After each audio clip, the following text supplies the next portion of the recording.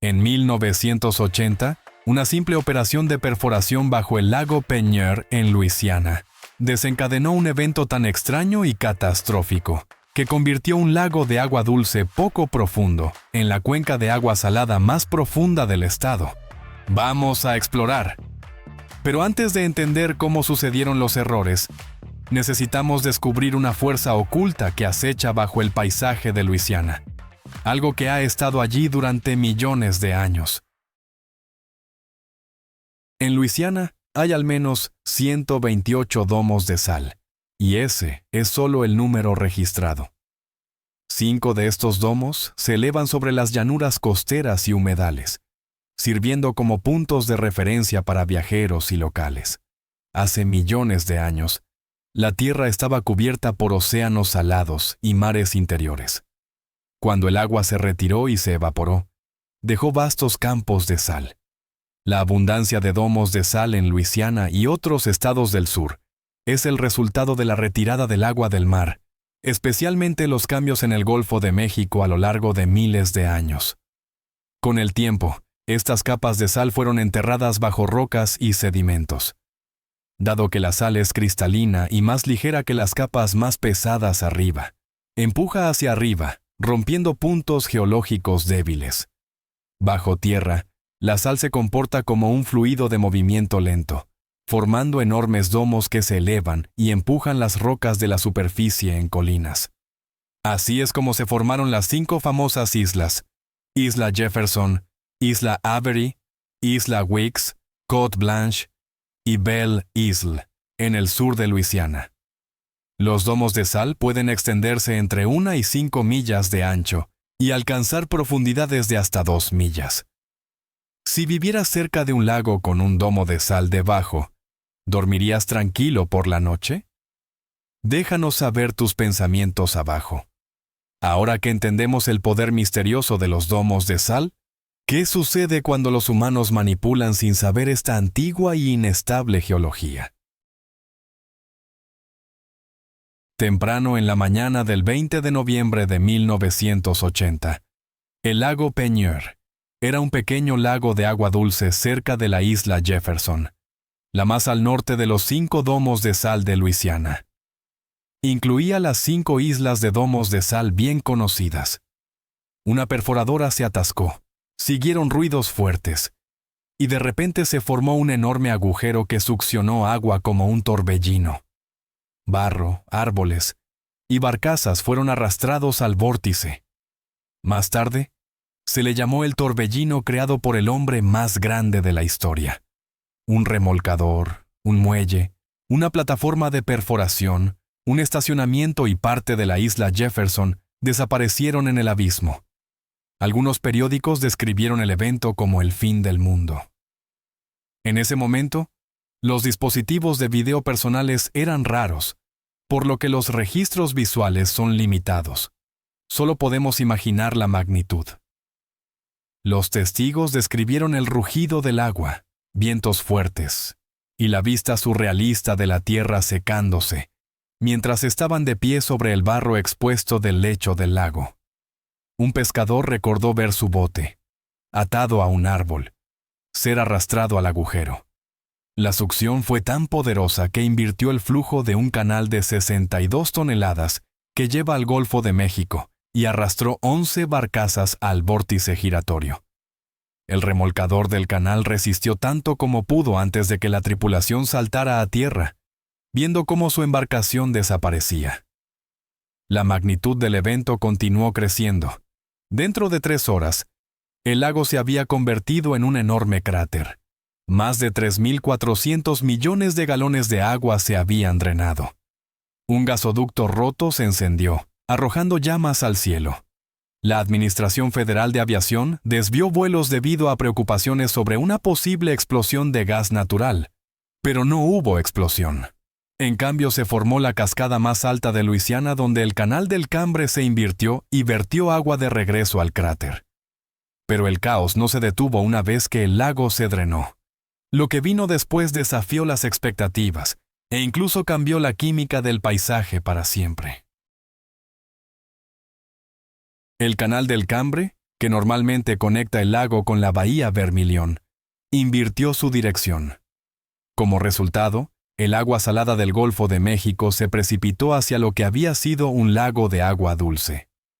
Esta inversión creó la cascada más alta de Luisiana, alcanzando una altura de 164 pies. Durante varios días, los testigos compararon la escena con la erupción del monte St. Helens, aunque los eventos eran bastante diferentes.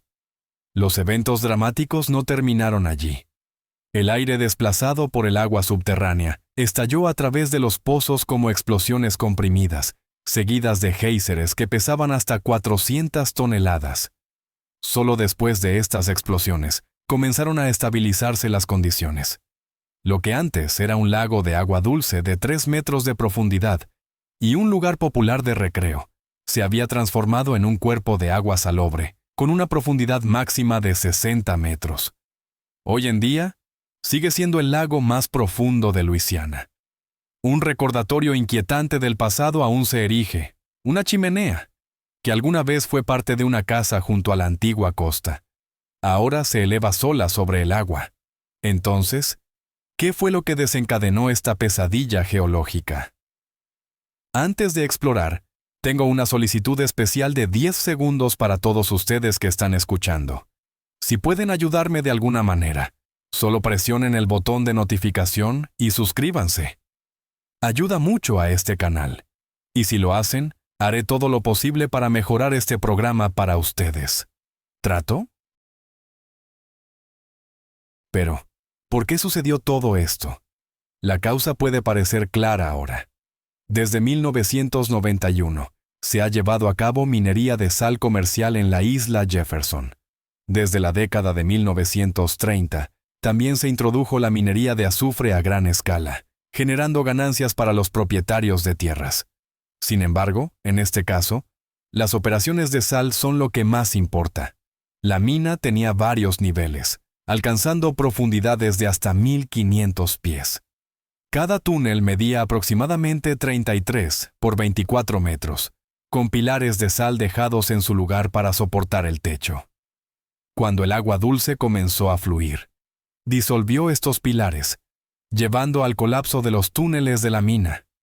Esto podría no haber ocurrido sin la actividad de perforación de petróleo.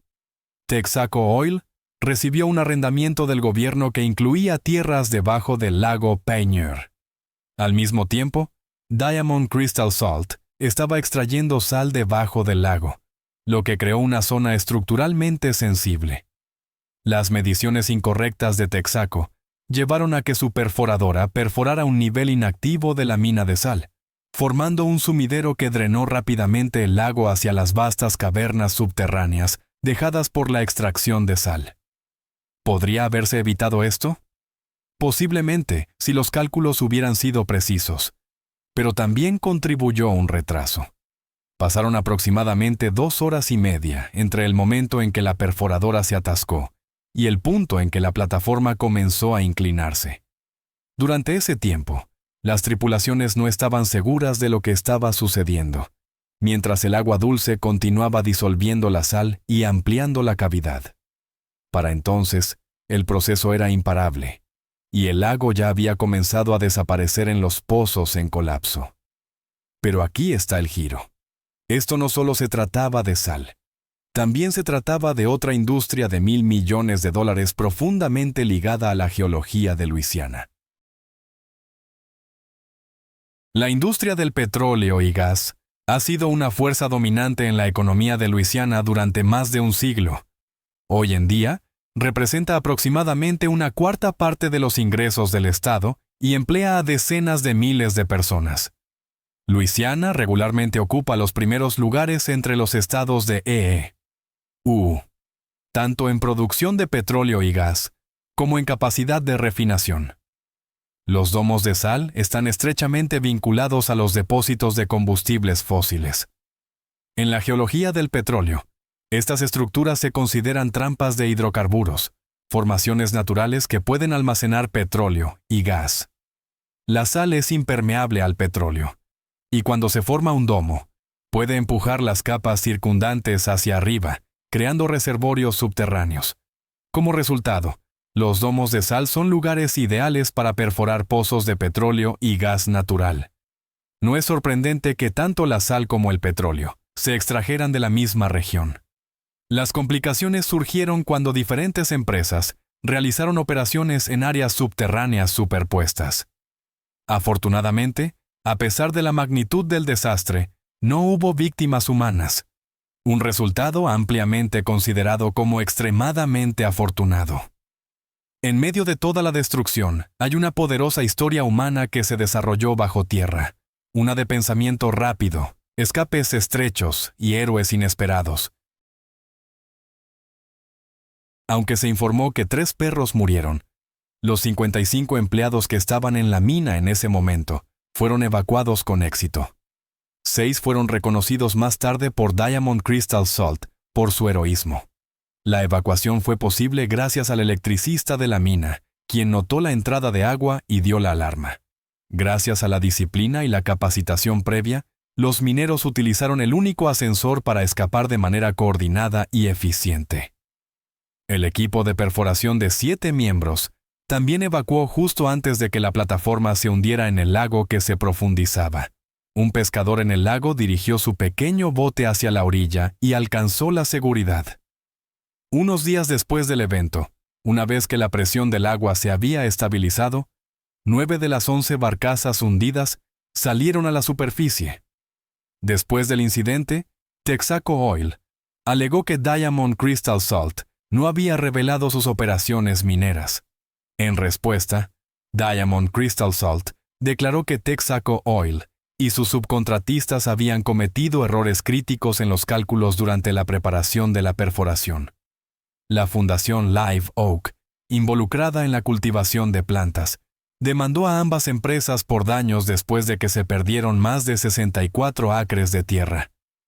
El tribunal otorgó a la fundación $12 millones en compensación, distribuidos entre las partes responsables.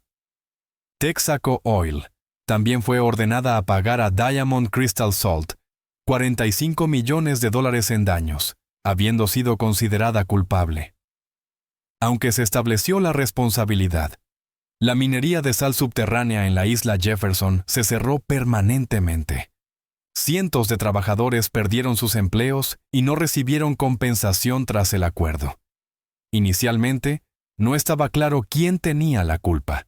La Administración de Seguridad y Salud en las minas no pudo determinar si Texaco había perforado en la ubicación incorrecta o si los mapas de la mina eran inexactos. La evidencia clave había sido arrastrada por el torbellino. Aunque la causa fue identificada eventualmente, trajo poco consuelo a los afectados. Y justo cuando los científicos pensaban que lo habían visto todo, el lago Peigneur reveló un secreto más, algo que no debería haber podido sobrevivir en absoluto. El lago Peigneur es ahora el hogar de especies de plantas marinas y peces que no estaban presentes originalmente. Sin embargo, la información pública sobre los efectos ecológicos a largo plazo sigue siendo limitada. La mayoría de las especies de peces de agua dulce no pueden sobrevivir en condiciones salinas, por lo que muchas probablemente perecieron. Sin embargo, algunas especies son conocidas por tolerar cambios en la salinidad y pueden haber sobrevivido, suponiendo que no fueron impactadas por las poderosas fuerzas físicas causadas por el torbellino. Después de todo, si una barcaza y una plataforma de perforación fueron arrastradas, es probable que la vida acuática más pequeña también se haya visto afectada. Muchos habitantes acuáticos probablemente murieron debido a lesiones o shock ambiental, incluyendo el aumento repentino de salinidad asociado con el domo de sal expuesto. Además, la inversión del flujo en el Canal del Cambre, que una vez conectó el lago con el Golfo de México, podría haber introducido especies marinas en el ecosistema del lago. En general, el desastre probablemente causó un cambio importante en la población submarina del lago. Si tienes información creíble o estudios sobre los cambios ecológicos del lago Peigneur, no dudes en compartirlos en los comentarios. Pero, ¿podría repetirse la historia? A medida que se desarrollan nuevos planes de perforación Los residentes temen que la historia del lago aún no haya terminado.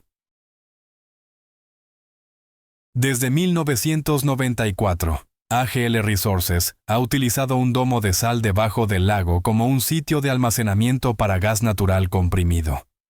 Esta es una práctica industrial común, ya que los domos de sal son impermeables y se pueden excavar de manera segura utilizando agua para disolver la sal. En este caso, el sitio se está expandiendo, lo que ha generado preocupaciones entre los residentes. Aproximadamente 4.000 residentes han expresado su preocupación por la posible intrusión de agua salada en el acuífero Chicot, una fuente principal de agua potable, y posibles riesgos de seguridad para aquellos que viven dentro de un radio de 1 milla. Actualmente, 2 cavernas de almacenamiento están activas debajo del lago. Los planes para crear cavernas adicionales implicarían perforar pozos profundos y bombear millones de galones de agua dulce para disolver más sal, resultando en salmuera que no sería adecuada para reutilización o consumo. En el cercano del Cambre, cientos de residentes y 2 escuelas se encuentran dentro de un radio de 1 milla y 8 décimas del lago. Es comprensible que la comunidad sea cautelosa dado los incidentes pasados en Luisiana relacionados con los domos de sal. Uno de los más trágicos fue el desastre de Belle Isle, del 5 de marzo de 1968, donde 21 mineros perdieron la vida. Otro incidente ocurrió en Bayou Corne. A mediados de 2012, los residentes comenzaron a informar sobre burbujeo en la bahía y extraños ruidos retumbantes. Las investigaciones iniciales no proporcionaron respuestas claras. Sin embargo, el 3 de agosto, apareció un gran sumidero entre Bayou Corne y Grand Bayou. El sumidero fue medido inicialmente en alrededor de 200 pies por 200 pies, pero eventualmente creció a más de 370 pies de diámetro y 420 pies de profundidad. Investigaciones adicionales revelaron que el área se encontraba sobre el domo de sal Napoleon. La cavidad, previamente utilizada para almacenamiento de petróleo, había sufrido un colapso en la pared, permitiendo que sedimentos e hidrocarburos migraran a la superficie. Esto causó temblores y burbujeo de gas, lo que llevó a la evacuación de alrededor de 350 residentes.